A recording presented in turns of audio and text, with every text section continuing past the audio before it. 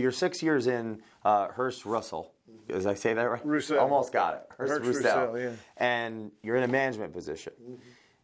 Did you accidentally fall in that through hard work, or were you? Well, I always wanted to be a manager because I always, being an idiot and from a redneck, background, I always thought, well, you want to be promoted. Yeah. Now, I didn't even know what the hell being a district manager was. I mean, I knew what my guy did. And I took some lessons from him, and some of them were what not to do. Like, it always bothered me that, I lived 4 hours away from where we had our district meetings. And our district meetings would go to 5 o'clock on Friday. And I had a young child that went to bed at 8 o'clock. So on Friday nights, I never got to see my child. So I remember saying to myself, if I were to become a manager, every person in my district will be home at 5 o'clock. No one will miss being with their family. Wow. Now, the other thing, though, that he taught me, which was one of the greatest lessons I ever had, and he taught me this after I'd been there 3 months. This guy's name was Jim Crutchfield. Is that nothing is more important than family. Nothing. So my uncle dies.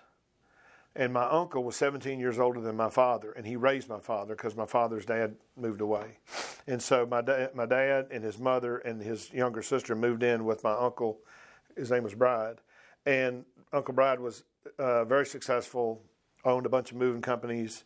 And so, Dad was basically raised by his uncle. Well, ultimately, that meant he was like my grandfather. Of course. Well, he dies at 63. I've been with the drug company 3 months.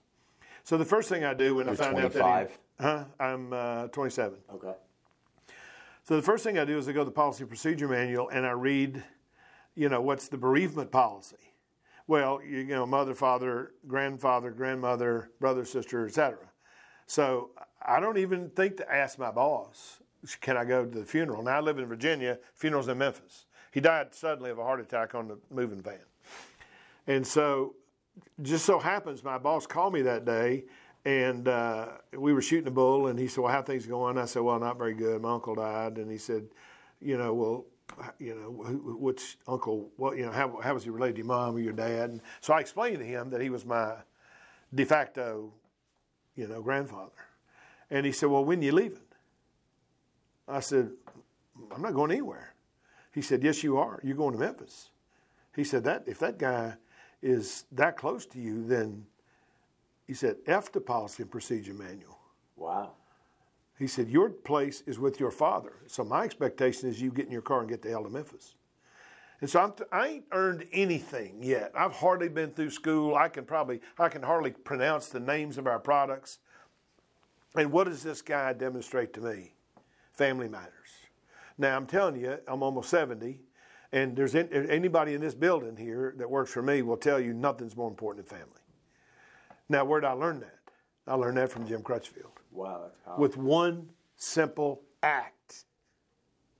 One simple act. F the policy procedure. You go to Memphis. That's your place. So I just, so much of my success has been two things. One is fear of failure, because I'm engrossed in being scared of of failing. And so I have this saying that I say to myself all the time: failure's not an option.